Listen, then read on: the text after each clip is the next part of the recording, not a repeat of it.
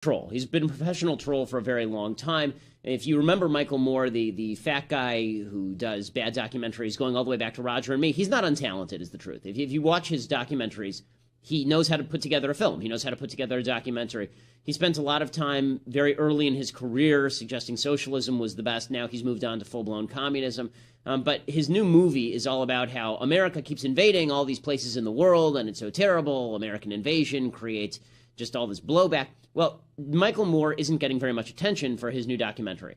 And so the way he's decided to fight that is by going after Donald Trump, because Trump is the owner and occupier of all mainstream media. So today, Michael Moore, who is, he's beginning to, he looks either like, I mean, there's no way to do a Michael Moore story without making fun of his looks. There's just no way to do it. So we're just going to do it. He either looks like Toodles from Hook, or for those who've seen that film, or he looks like a 75-year-old grandmother, right? I mean, those are the two things. And he's beginning to look more like this as time goes on. He looks like a homeless grandmother on the street. So there he is outside of Trump Tower, holding a sign that says, "We are all Muslim," right? Because he's demonstrating to the world that he stands with Muslims and not with Donald Trump. And he wrote an open letter to Donald Trump that reads as follows, quote, "Dear Donald Trump, you may remember, you do after all have a perfect memory, that we met back in November of 1998 in the green room of Talk Show, where we were both scheduled to appear one afternoon. But just before going on, I was pulled aside by a producer from the show who said that you were nervous about being on the set with me. She said you didn't want to be ripped apart and you wanted to be reassured I wouldn't go after you." "Does he think I'm going to tackle him and put him in a chokehold?" I asked, bewildered.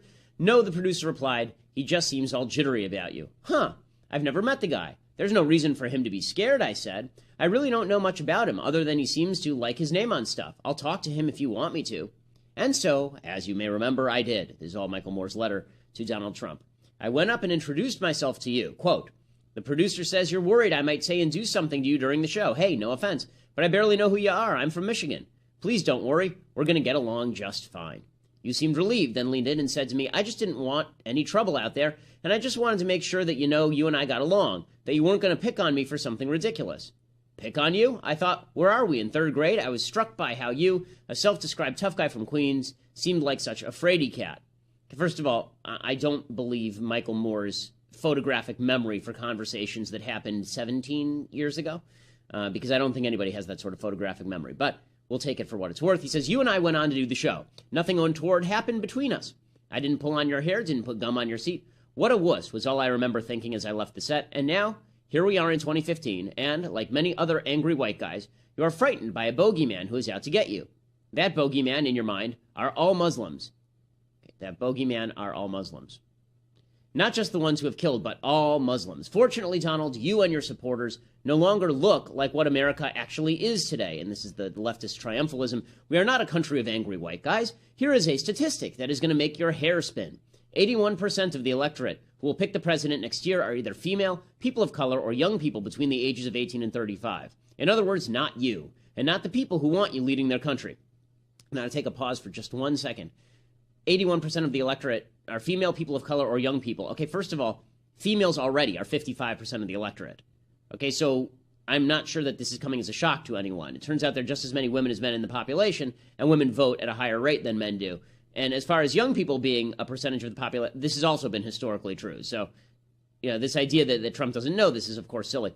But Michael Moore continues, "So in desperation and insanity, you call for a ban on all Muslims entering this country.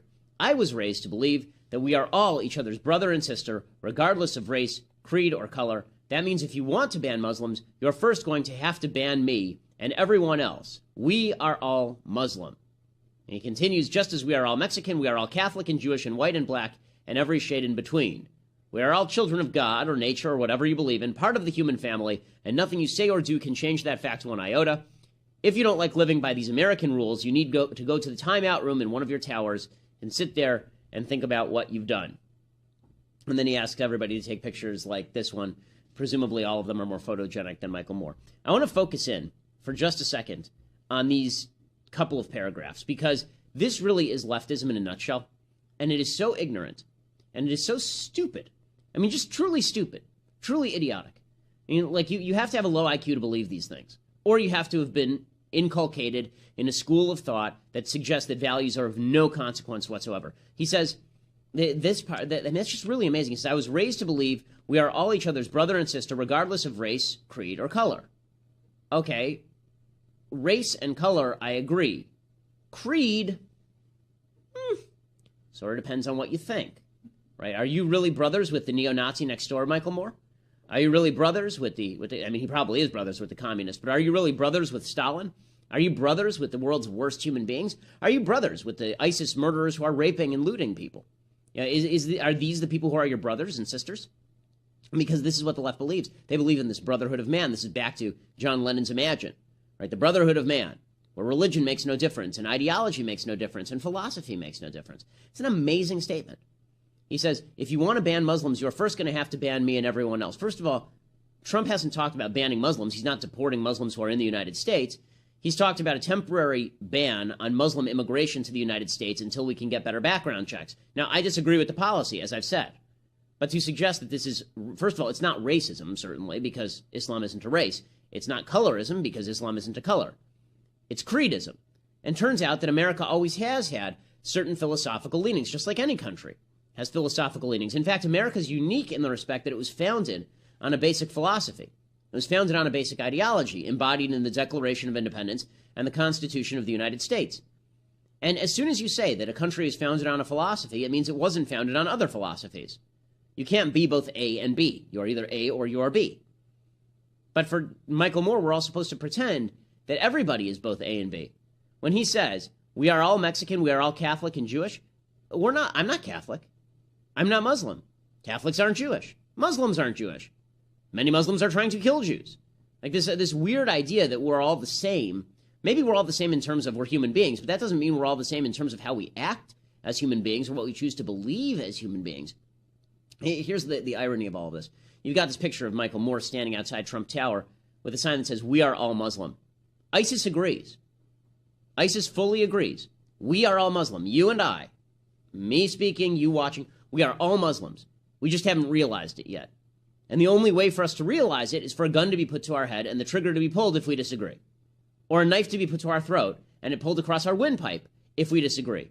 Because they agree with Michael Moore. We are all Muslim. The entire world is Muslim. Let me tell you something. I am not Muslim. I'm not Muslim because I don't believe in Islam. End of story. Doesn't mean that everything Islam believes is bad. It doesn't mean that the Quran is inherently terrible. It doesn't mean any of those things. But it does mean I am not a Muslim, and that there are distinctions between my philosophy and that philosophy. You know, I know that we've gone to this place where everybody wants to paraphrase JFK now during the Cold War and the occupation of Berlin by the Soviets.